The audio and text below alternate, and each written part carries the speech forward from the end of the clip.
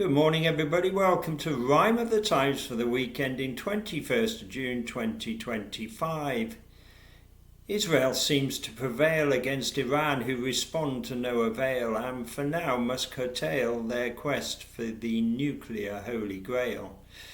The business of Israel has the G7 derailed from discussing Ukraine's travails, putting the wind in Putin's sails, causing Zelensky to rail and sirens to wail as Russian assails go up in scale beyond the pale. News of a national inquiry into grooming gangs is hailed. New legislation for England and Wales to be examined in detail. Palestine Action's ruse, on balance, fails.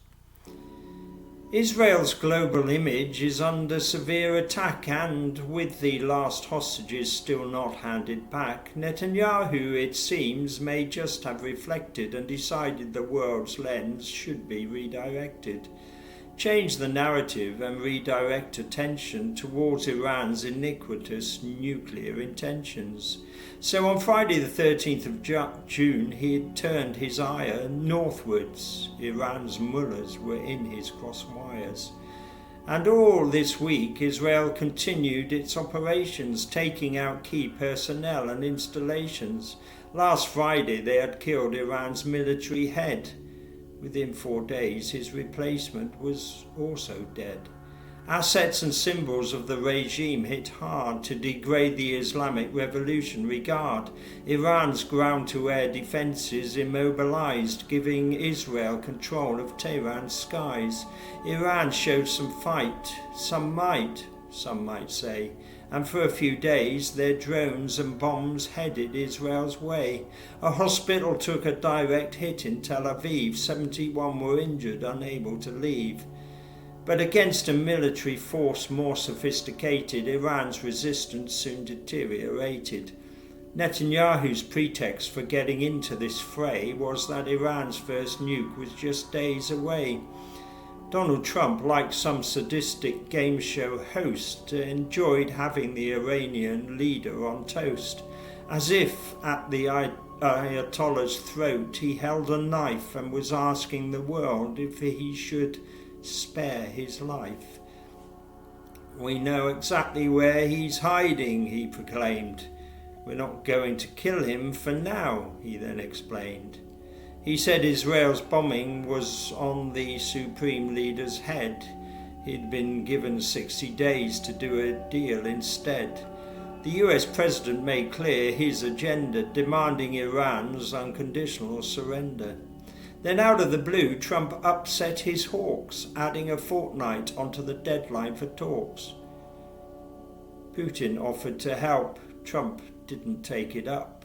The Russians wanting peace? You couldn't make it up. The Kremlin coward was probably hot under the collar. Russia buys many drones from the Ayatollah. On Monday, at the peak of the Israel-Iran fight, Russia was hitting Ukraine through the night. For 9 hours they smashed Iranian kamikaze drones into hospitals, schools, shopping malls and homes. Sadly, kamikaze drones aren't the same as Japan's World War II kamikaze planes. Drones are unmanned, so there's no pilot inside. No Russian committed to committing suicide.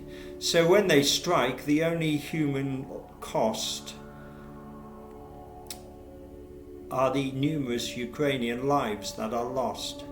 And the cost of lives lost this week was expensive, as Putin upped the ante on his summer offensive, and Zelensky asked why his people still die while the world stands by and turns a blind eye, leaving him and his country high and dry with thoughts of peace, just pieces of pie in the sky. In Canada, Ukraine hardly got a mention as the G7 summit focused on Middle East tension. Meanwhile, away from the main business and spiel, Trump and Starmer signed the UK-US trade deal. In Britain on Friday morning, Palestine Action, with their direct action, caused a reaction.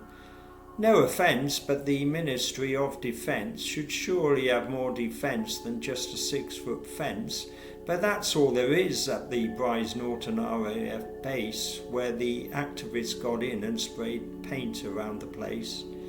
Some may have supported their wizard wheeze, and the two trespassers no doubt felt pretty pleased. Though if they want to help Palestinians, as they claim, their stunt achieved precisely zilch towards that aim. Whether it was attention-seeking or with good intentions, their ease of entry raised some pressing questions. Yvette Cooper made an immediate stand. The Home Secretary vowed to have the group banned. On Sunday, the Prime Minister accepted that a national inquiry that he'd once rejected into the mainly Pakistani rape gangs should now proceed.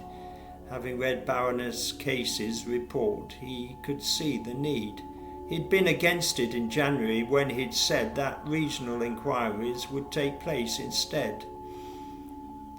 On Tuesday and Friday in the Commons, votes were cast and two massive pieces of legislation were passed. Not along party lines, no whips in control, MPs voted by conscience with their heart and soul. On Tuesday, abortion was under the lens. Debate was impassioned, sincere and intense. In the end, abortion was decriminalised as women's rights were prioritised. The rights of the unborn, some say, marginalised. 242 the landslide winning size. On Friday, the assisted dying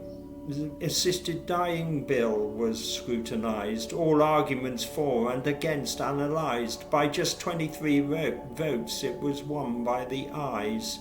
So assisted suicide has now been legalised.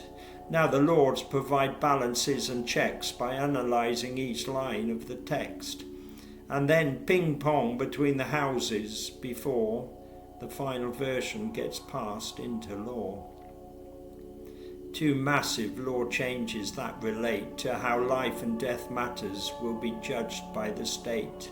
Now laws in England and Wales, with breadth and depth, can rule on calls on human life from its first breath up to the end of life and ultimate death.